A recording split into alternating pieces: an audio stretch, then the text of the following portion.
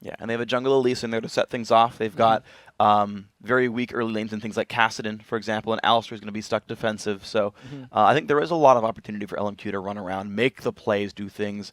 And it's always fun to watch. The teams that are aggressive, they're not always going, oh, we're going to get kills, but it's like, well, we'll steal your blue buff. We'll zone you away from Dragon. You can get a gold dude without champion kills.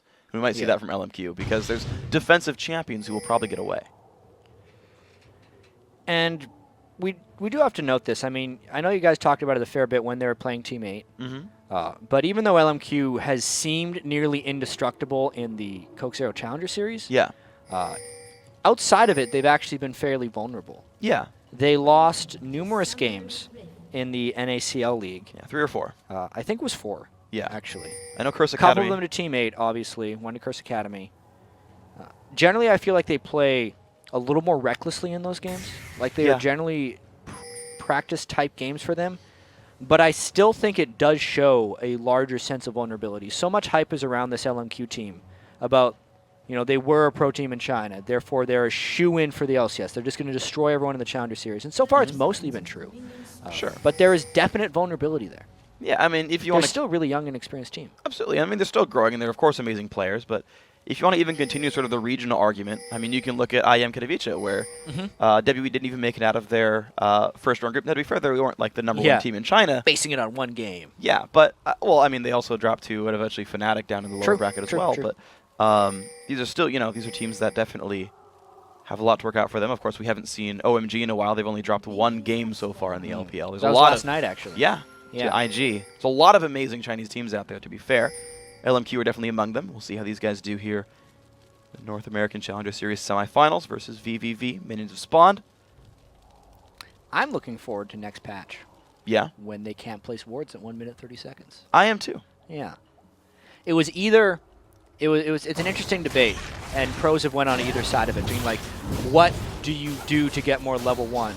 Some pros and analysts say that making the wards placeable at 1 minute would give you more invades, because then people could go in right off the spawn, place wards on the enemy like red and blue buff, and then get out of there for scouting purposes, and like that would facilitate invades. And then others said, no, the reason people aren't invading is because they get warded, so therefore if you wait until 2 minutes, you get all this blind action.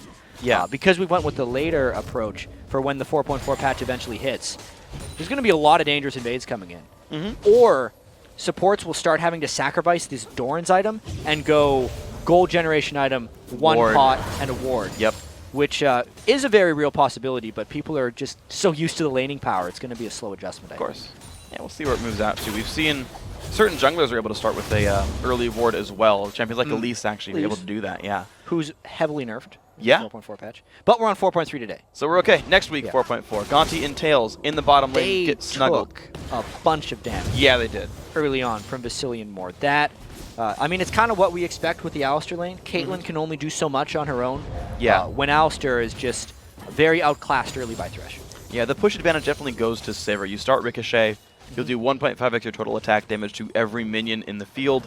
And you just push faster than a Caitlyn Q. We're not going to find this, but the push still coming through. 14, now 15 minions. Looks like 4 CS dropped by LMQ. It's okay, though. They're doing all right there. Pushing again into the turret. This poor Caitlyn trying to keep herself alive, but has already chugged a potion. So Nidalee versus Kassadin in the mid lane. Pekin Wolf already out of potions. Chug 2, open Doran's ring. Still having a very rough time in this lane. Yeah, it's going to continue to be that. Nidalee is actually a very clever pick against Kassadin. Even though it wasn't, I don't think they're trying to be clever with it, it just worked out that way. But Kassadin has typically been weak against actual AD carries in the mid lane because people with, you know, good repetitive ranged auto attacks really harass her out since he's more of an anti-mage. But Nidalee kind of fits that AD carry build in the lane since all he's doing is throwing auto attacks, enhancing his attack speed with E, and harassing that way. There's no way Kassadin has any type of friendly time in that mid lane.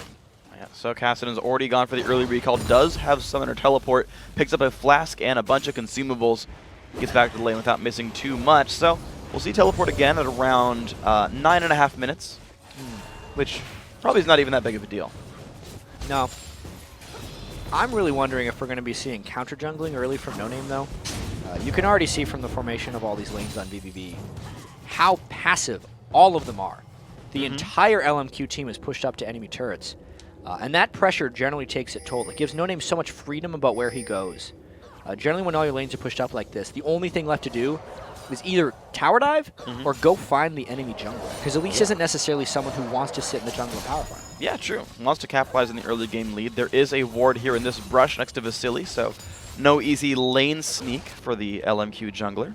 Snuggle, though, is going to look top lane and is not spotted by any wards. Ackerman does have flash, but is otherwise going to be gankable. And oh! The flash in from Ackerman just in time does not allow the knockback to come through. Chris almost made that one happen.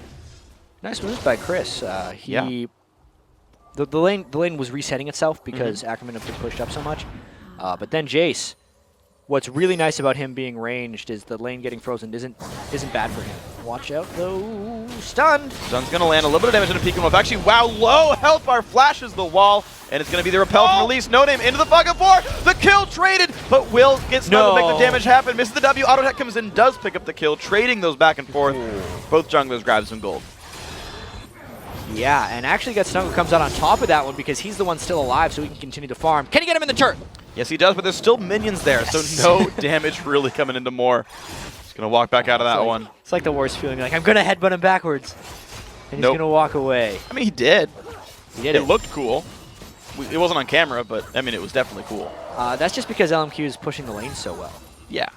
Yeah. Consistently having, I mean, look at this. vVv is not even getting a chance of the wave until it's at their turret.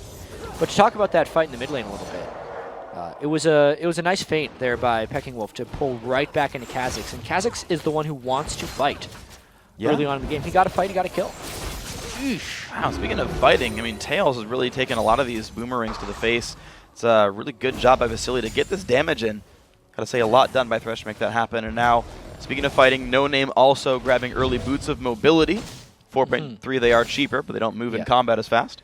Very cheap, good to rush. Normally you would see the rush on someone like a Lee Sin, or if the day happens, a Rammus, who would love to buy them really early on in the game. But with this being the case, what this probably tells us about No Name's playstyle is that he is looking to make long runs into the enemy jungler. Oh my gosh, almost a bait by Xiao Wei Xiao. Damage coming through, not good for Peek and Wolf. Xiao Wei Xiao stayed around to keep casting in it. Kill picked up in the mid lane. He's got 2 levels on him. Yeah. That's a level 7 Nidalee versus a level 5 Caston. It's because when the kill trade happened, Nidalee was alive, Caston wasn't. Yeah. And he'd already went back multiple times because of all the harass in lane. So he was already behind before that kill death trade happened. Yeesh.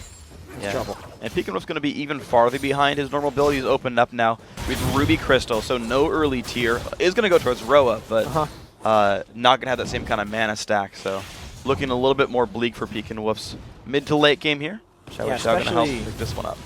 Especially with the diminished base damages. There's a lot of iterations of casting that have been going on. So there's the one that was banned all the time, which we don't really need to talk about. There's the one we're playing on right now, which is quite important on the 4.3 patch. It's much less damage on his Q, much less damage on his E. He lost 60 base damage overall.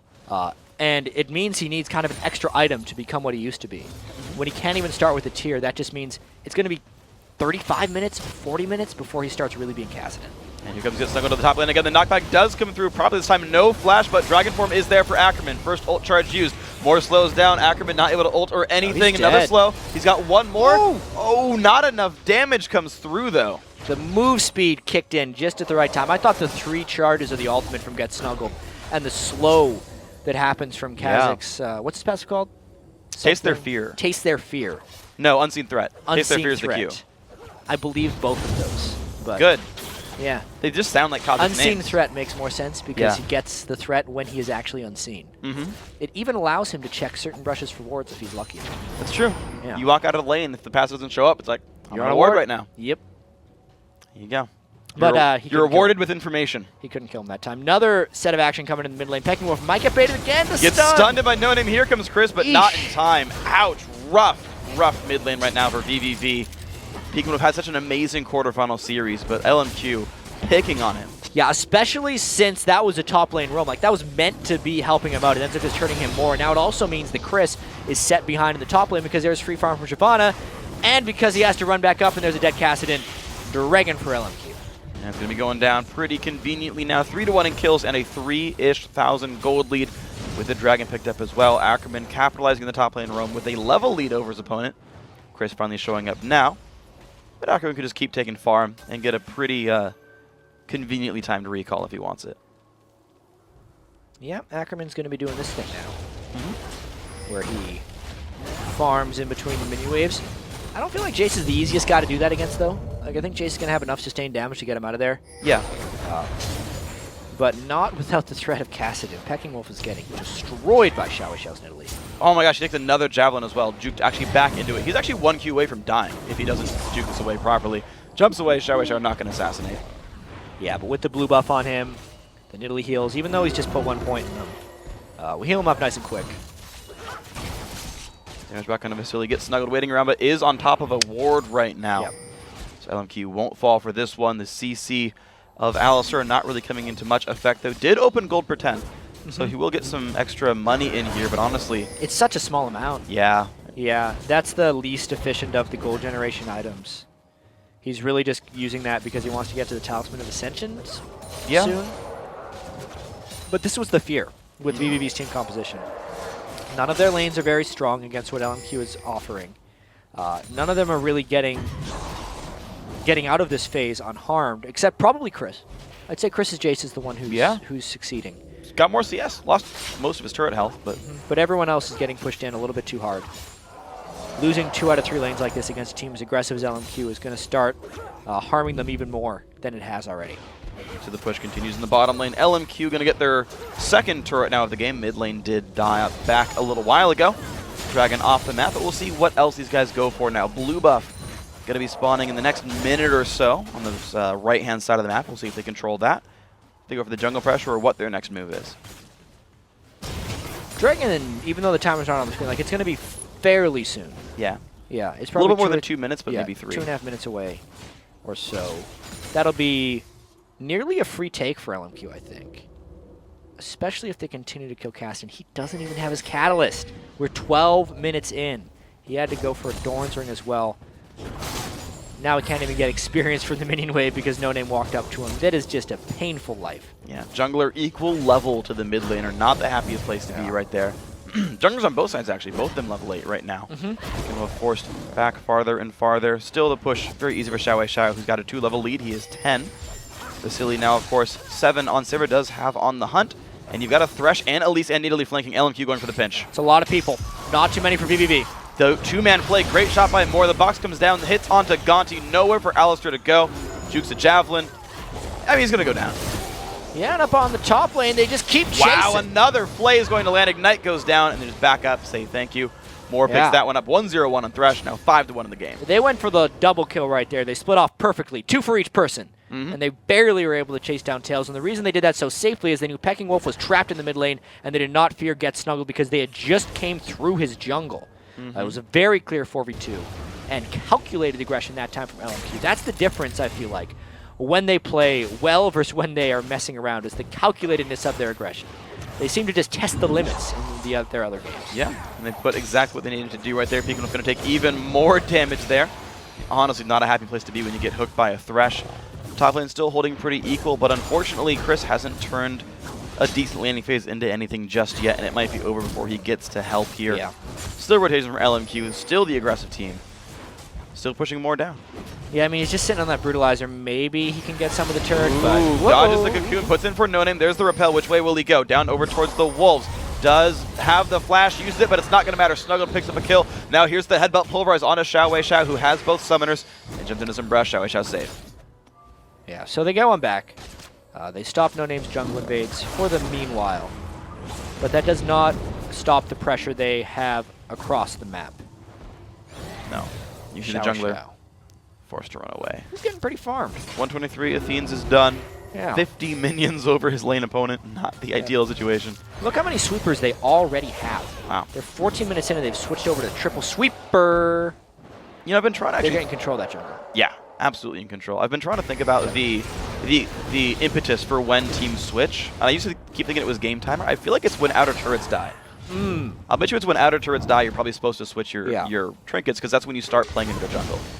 One thing I thought about the other day as well, speaking of trinkets, as Chris fights Ackerman, we can let him fight. He's okay. We're going to let these guys fight too, just more Blue buff taken away by a No Name, gets snuggled, goes down for taking a little bit too long of a look there. Oh, there is a jungle invade. 14-minute blue buff. That's actually when it respawned. Yes. And good timer keeping by LMQ. They are playing right on top of the game right now. 5,000 gold lead.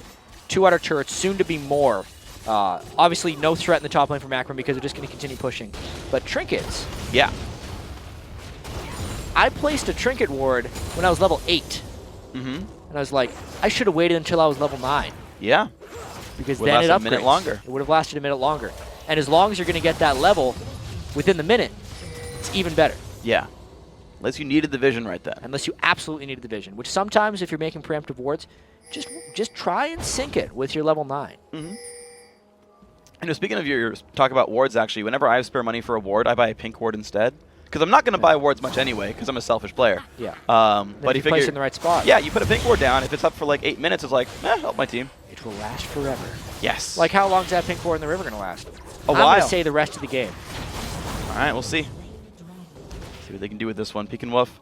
I mean, thing is, the follow-up question, though, is what's that ward even going to see? If vVv stuck in the base the whole time, could be a waste of 100 gold. I know. It's going to see that they're not there. It's like, I could put a pink ward in my fountain, and it will last all game. But is it really worth 100 gold? I think so. Hello. Oh, the mid-jump play, and now the Fox is down for Gonti. Good timed ultimate blocks the slow. It's not going to be enough. Gets away just fine. Still the 1 for 0. Yeah, nice thresh plays by Moore. It is an interesting thought exercise to say, like, what is the value of a ward? Like, how many people does it have to see in order to be valuable? Right? Or routes that you would normally take. Yeah. Like, what route does this have to catch someone taking in order for it to pay for itself? Because oftentimes pink wards will only see one person before they're killed, but sometimes it's still worth it because it scouted that area for 10 minutes for you. Yeah. And then when they came over, it's like, okay, they were there. It's like, do you intentionally ward high traffic areas with your pink ward, or do you only ward low traffic areas in the chance that someone checks that, because then you'll see them? It's an interesting thing to think about. We'll see what happens with this one, though. Chris forced to run away. The flash in from Ackerman. Not going to do enough, but yeah, it's a fun thing to think about with your wards. I would posit high traffic areas for green wards, low traffic for pink wards, and you can then just process elimination. Say, well, they can only come from river. And then there's a couple high traffic, low visibility areas. Yep. That's probably a strange word for it, but it's the pink wards that you'll see like near the red buff. Yeah. The river ones in those little bushes that are just kind of in the middle of nowhere that people for some reason don't like walking through because they have years of League of Legends training that tells them not to check brushes. So it's like they don't Even see the though pink walking wards. by one is like just the same. Yeah. Yeah. Those are the places you place pink wards. But yeah, high traffic areas for the green ones, and then the surprise attacks for the pinks. Peek and will forced to run away. I bet you Needly players are really good at catching those wards because they automatically go through brush just to run faster. Yeah. Ward killing by champion. vVv really wants to try and find a fight, but they're so far behind, I think if they took the fight, they'd lose anyway. And if they take any more spears, they'd have to run back immediately. It's an 8,000 gold lead for LMQ here. And they're looking to close real early. Hooks a minion, not too much there. Vasily level 10 does have the ulti available, though. If they finally engage, they can just go for it hardcore. Needly's still mid, though. vVv could force a 5v4. The slow comes in to Peek and Wolf. Finishing Rod of Ages actually isn't that terrible. You know, he completely skipped over his tier. He just completely skipped it. It's a lost cause. He realized he's never going to get any more. So he's trying to get as much immediate power as possible. Once he has that Rod of Ages for 10 minutes, it'll be his probably the only moment in the game where he has a chance to be relevant. Still the 4v4 in the top lane. The wave cleared is so good from LMQ. Alistair does have some pretty decent sustain. I do want to know actually what he's been maxing here because I've seen pretty much all of them as potential maxes. For Alistair? For Alistair. Yeah. You can go pick heal. And choose. Yeah. I feel like Pulverize is the best team fight spell. Getting more knockups on multiple people is a huge deal. Depends how much they were losing in the lane, though, how much you'd want to spec and heal. Yep. Even though the mana cost does increase quite aggressively. Right now, though, they have to worry about this turret. It might go down this wave. Yeah, vVv forced to back away. 6-0 now in turret, 7-2 in kills. And I believe all the dragons as well. LMQ still well in control here. Not even 20 minutes in yet. They've got all 6 tier 1 and tier 2 turrets. Wow. Yeah. 6 turrets, 7 kills, 11,000 gold. They've killed more global objectives than champions. Yes, they have. Do you count blue and red buff as a global objective? No, I count turrets and dragons, it's a local objective. I think so. It's still an objective. I'd say it's a local objective. Yeah, it's fair. Pretty much dragons, by definition. Dragons are globals.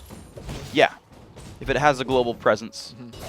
there are some local presences too, like Dragon has local XP and turrets have local gold, but... Is killing a Karthus a global objective because you stop his ultimate? What are you talking about? You enable his ultimate. He now has infinite mana to cast it. Now he's going to get you every time. TSM, I think, once lost a game by killing a Karthus against CLG EU. Many teams have lost a game by killing Karthus at the wrong time as well. You're like, he's out of mana, but it's a kill. You're like, no. The call, don't focus Karthus, is rare to hear, but very important. All right, yeah, this is LMQ and really massive control. This is exactly what vVv didn't want to happen. Yes. LMQ, solid team comp. The Nidalee pick really working out well against Kassadin, but then the rest of it working out quite well. I'd say the Jace was still good by Chris. He is just too far behind. Yeah, his team unfortunately not really there for him in this one. 2-1-0 for Get Snuggled, though. I got to say he's, as far as KDA is concerned, doing pretty well. He's the only bright spot for his team, making things happen. This, less bright. There's a hook. And Bug's going to get zapped, maybe. Ew. Yep, he's going to go down. The Ignite making that one go. Flash. Burn for nothing for Get Snuggled. He's going to drop in now. Red buff controlled by LMQ. Stolen away by Javelin. So apparently want to give it to Nidalee here. And now the Baron gets started. Of course, the jungler's dead for vVv, so why not? I can't blame Get Snuggled for that death. Yeah. You'd be like, oh, wow, he should not have checked that brush. But they have no vision in the area. They are so far behind. And the team can't really go with him because they're all desperately trying to keep up and farm. He had to do that. It was kind of his responsibility. It was just smart of LMQ to be in that spot because they knew that they had to send one person by themselves on a rogue mission. And they finished off Get Snuggled. Goes down. Blue buff now spawning as well for LMQ. Of course, Baron did get grabbed. At this point, vVv just doing what they can to somehow try to stall. Like, I remember thinking during Champ Select, like, they've got decent wave clear. They've got Jace with the gates and everything. Caitlyn's there as well. Like, those are pretty good tools for getting rid of minions and trying to keep your inhibs alive. But LMQ do have a pretty decent tank now. Baron buff plus Sunfire and Ninja Tabby on Shyvana is enough to die the turret, probably. And if this game would have went late, LMQ actually has a pretty low damage team. Yeah. Especially since No-Name did not do the magic penetration build. He went pretty much tank with boots of mobility. So Elise is a stun bot with still some decent burst because he's got so much base level and base damage right now. Yeah. But the magic pen means less damage. You know, Ackerman, Bilgewater, but not Blade of the King. But it won't matter if it looks like that. Wow. That was Spear too. Tails died.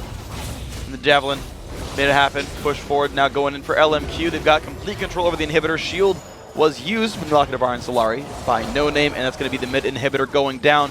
22.5 minutes in. Now, will they keep going? 15 seconds till Caitlyn respawns. Big Javelin and Peek and Wolf.